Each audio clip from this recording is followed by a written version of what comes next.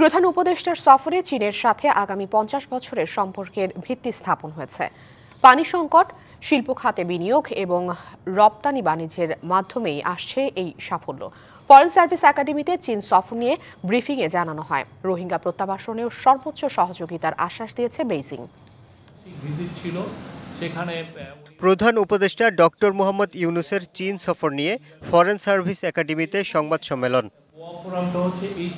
আয়োজকরা জানান, সফরে আগামী ৫০ বছরে পানি সমস্যা সমাধান, বিনিয়োগ সহ বেশ কিছু বিষয়ে আলোচনা হয়েছে ফলপ্রসূ।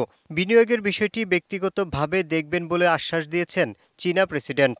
প্রকৃতির এবং পরিবেশের যে পরিবর্তন, আগামী ৫০ বছরে তার কি প্রভাব বাংলাদেশের জনগণের ওপর পড়বে।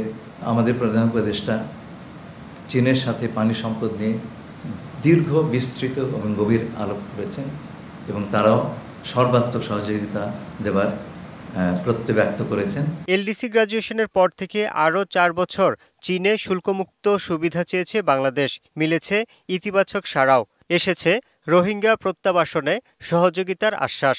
চীন সর্বোচ্চ পর্যায়ে এবার প্রত্যাবর্তনের কথা ব্যাপারে তাদের সর্বাত্মক সহযোগিতার কথা বলেছেন।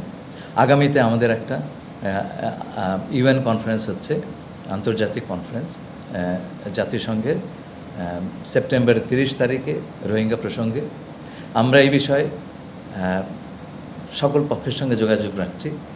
সফরে ১০০ বাণিজ্যিক প্রতিষ্ঠানের সাথে বৈঠক হয়েছে।